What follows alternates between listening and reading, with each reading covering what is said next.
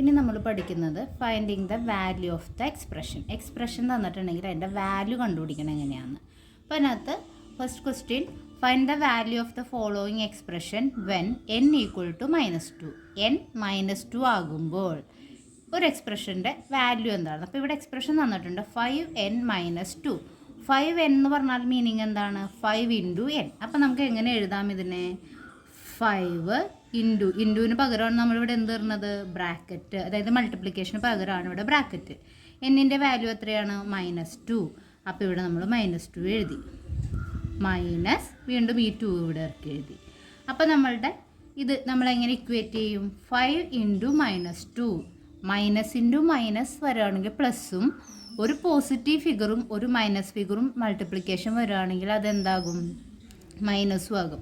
അപ്പോൾ 5 × -2 എന്ന് പറഞ്ഞാൽ -10. ദെൻ -10 - 2. -10 - 2 എന്ന് പറഞ്ഞാൽ എന്താണ്? ഇത് രണ്ടും കൂടി ആഡ് ചെയ്യാമെന്ന മീനിങ്. -10 - 2 എന്ന് പറഞ്ഞാൽ ഇത് ആഡ് ചെയ്യുക. അപ്പോൾ ആൻസർ എന്താണ്? -12. ഇനി നെക്സ്റ്റ് രണ്ടാമത്തെ ഇക്വേഷൻ 5n² പ്ലസ്, നമുക്ക് എഴുതാം ഇക്വേഷൻ 5n² പ്ലസ് 5n - 2. അപ്പോൾ ഇവിടെ 5n² പ്ലസ് 5n - 2. അപ്പോൾ നമ്മൾ -2 എന്നിൻ്റെ സ്ഥാനത്ത് എന്താ അപ്ലൈ ചെയ്യേണ്ടത്? -2.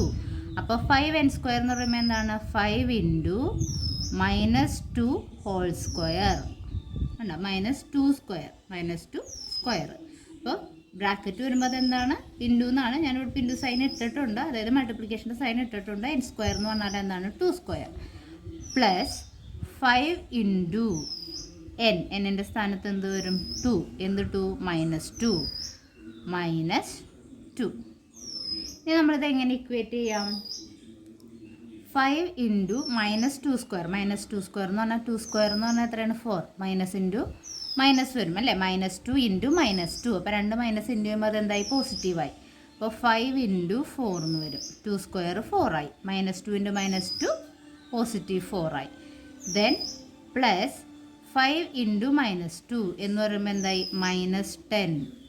ഇവിടെ -10 വന്നു, പിന്നെ -2. അപ്പോൾ ഇവിടെ നമുക്ക് എങ്ങനെ എഴുതാം? 20 പ്ലസ് -10. ഇങ്ങനെ വന്നു കഴിഞ്ഞാൽ അതിൻ്റെ മീനിങ് എന്താണ്? വലുതിൽ നിന്ന് ചെറുത് കുറച്ചിട്ട് വലുതിൻ്റെ സൈൻ ഏതാണ്? പോസിറ്റീവ് ഫിഗറാണ്. അതായത് ഒരു പോസിറ്റീവ് ഫിഗറും ഒരു മൈനസ് ഫിഗറും ആഡ് ചെയ്യാൻ വന്നാൽ വലിയ സംഖ്യയിൽ നിന്ന് ചെറിയ സംഖ്യ കുറയ്ക്കുക. വലിയ സംഖ്യ ഇവിടെ 20 ആണ്, ചെറിയ സംഖ്യ എന്താണ്? 10 ആണ്.